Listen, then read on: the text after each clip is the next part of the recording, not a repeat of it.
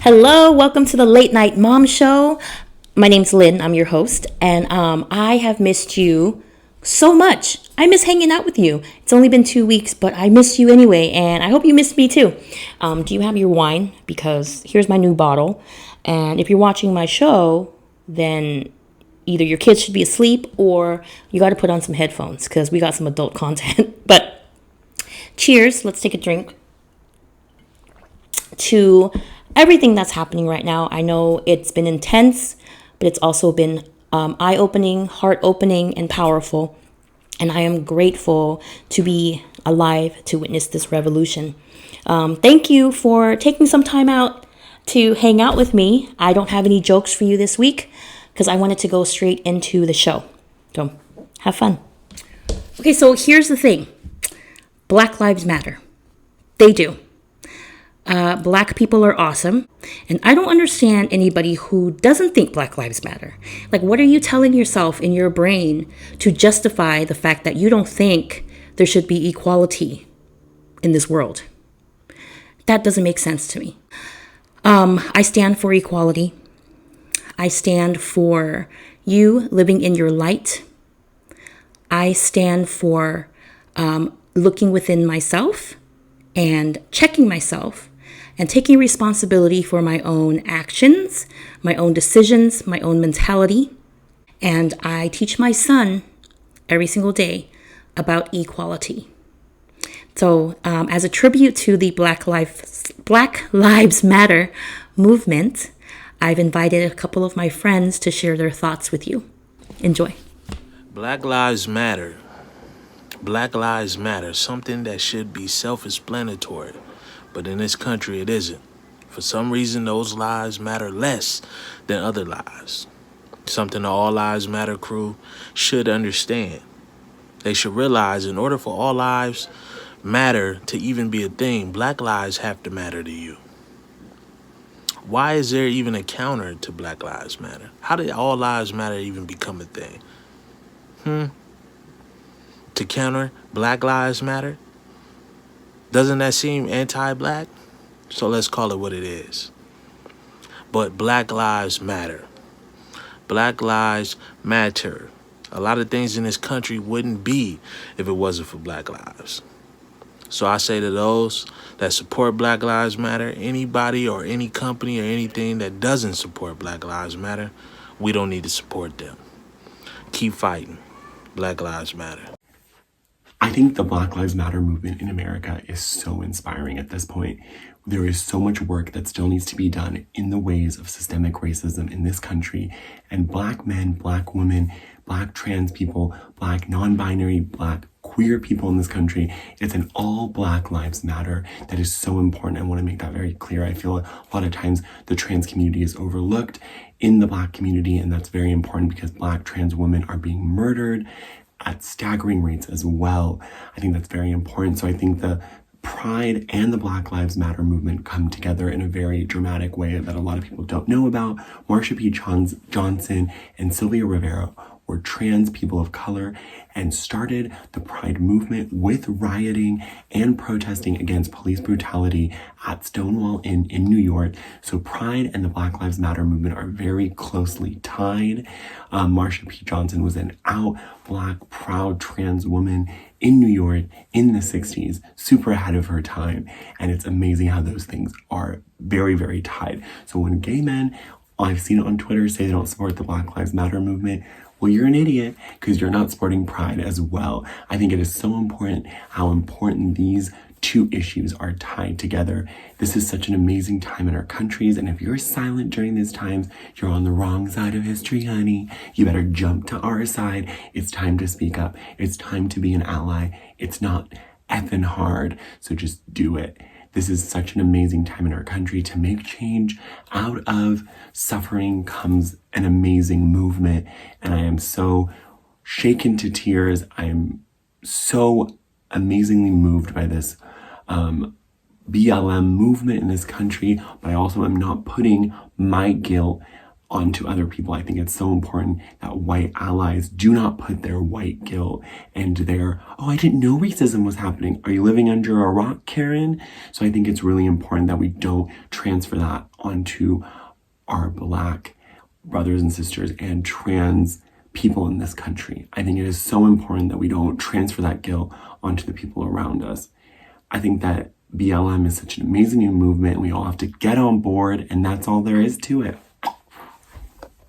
This Sunday, June 14th in Los Angeles in West Hollywood, my friend Jessica Shields has put together a group called Stand-Ups for Justice.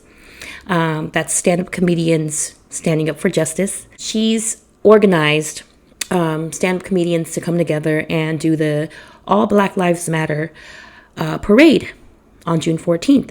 You don't have to be a stand-up comedian to attend. If you'd like to join, you're welcome to show up. Stand-Ups for Justice, Black Lives Matter.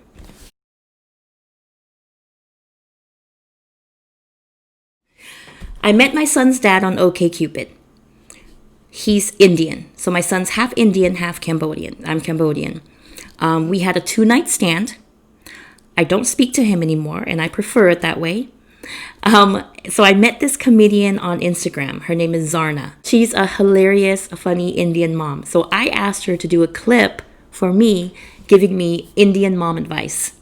Enjoy. Namaste. Preeti, I have to tell you about this woman I just met. Get this, she's a single mom. Okay, she has a boy. Thank God. Otherwise, why go through all this trouble? And you'll never believe it. The father is Indian. They slept together twice. It's not a one-night stand, it's a 2-night stand. I was like, 2-night stand with an Indian man? You should have had twins. And now she wants advice from me. I don't know what to say to somebody who only has one kid. Have another one. Whatever comes next is gravy. And if it's a girl, try again. At least you'll save money on a cleaning lady. Now she's complaining that the boy doesn't sleep. Now we Indians don't care so much about the sleep. If the kid is cranky, we just give it to the servants. Why isn't the nanny rocking him? My real advice, which I should have given her, is to go out and find a nice Jewish man. Or at least somebody in finance. Woohoo! We are at the Massage Girls Wanted portion. So I left off at, hold on, let me drink some wine. I left off the last episode at, we meet Sergio and I.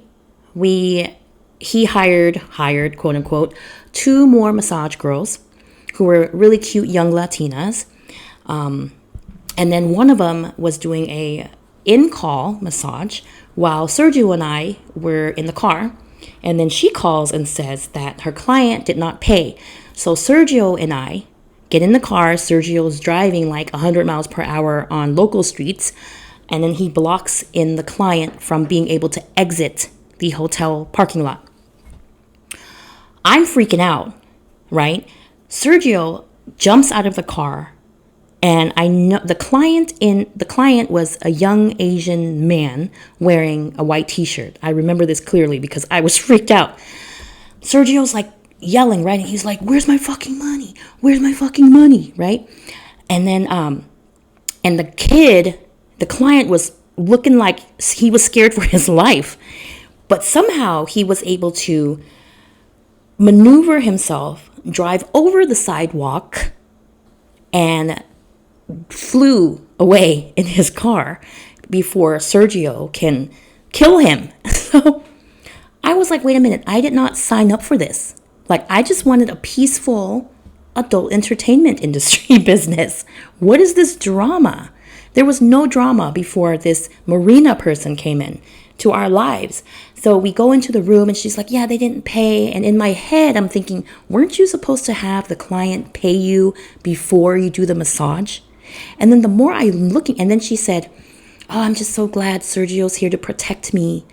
And I was like, oh, this girl kept the money. The client paid her, and she kept the money and then wanted to test Sergio to see if he would come back to protect her. I was like, yo, you were testing a guy you think is cute, but you put all of our lives in danger for it? Like, what is your problem? we kept hanging out. Myself, Sergio, Marina, and Stephanie. We all worked in calls from my hotel room.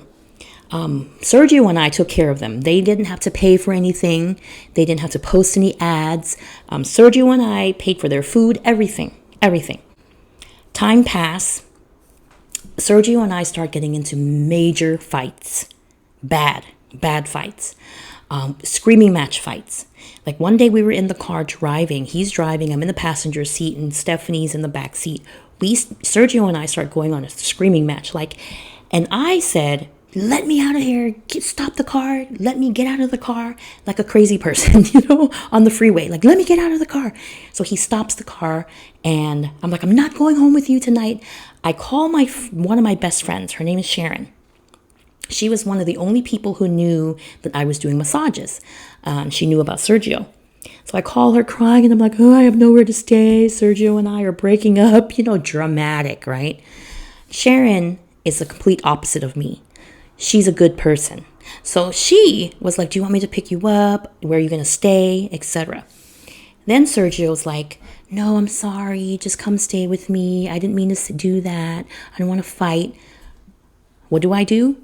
I say, okay. Because I was in love, right? I was in love with a dude that I met 2 weeks ago. That's one of the fights. Another fight happened when that I can remember is that he comes over to pay for the room. And I remember blowing up his phone the night before because I couldn't reach him. And I needed him to come pay for the room. So the next morning he comes and pays for the room. And I was so upset with him that when he handed me the money, I threw it back at him. Mind you, I'm 5'2", and I was a lot skinnier then. And he's a 6'3", big dude, right? I threw the money in his face. Just fearless. He picked up my laptop and he smashed it against the motel cupboard and the glass broke. And I was like, what? And we were screaming, right? And I don't even know how the motel front desk person didn't hear us or whatever. And then he busts out of the room, and I was like, oh, hell no, you were not just going to do that and like leave me hanging, right?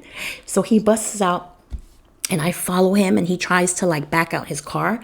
And I'm like standing in behind his car like, you can't leave, like a crazy, just insane. Finally, he backed up. He kept backing up slowly until I like would move, and then he just drove off. But this is the kind of bullshit that I was dealing with. Finally, I said, listen, I'm not dealing with you anymore. I know how to post the ads. I know how to do this business. I'm just going to go do it on my own. Luckily, he wasn't the kind of pimp who threatened my life, He just let me go. The day that I left, I was packing my stuff and he was there. Stephanie was there and Marina was there. And Stephanie was like, why are you leaving? I thought we were a team. I thought we were working together. And I was like, no, you guys do your thing. I'm just going to, do my thing. I booked a motel. It was a Motel 6 that I booked. A taxi came to pick me up, put my stuff in the car, and I left. And that was the beginning of me working on my own. And if you tune in next week, I will tell you about how I started doing it on my own and what happens then. Sergio and Marina and Stephanie are still in my life, but there's also another character named Derek who I start to work with, and one of my best friends come into working with me also. Stay tuned next week. Thank you for tuning in this week. Stay safe, everybody. I love you all. Please like, comment, subscribe. I can't wait to see you next week. Bye. Cheers.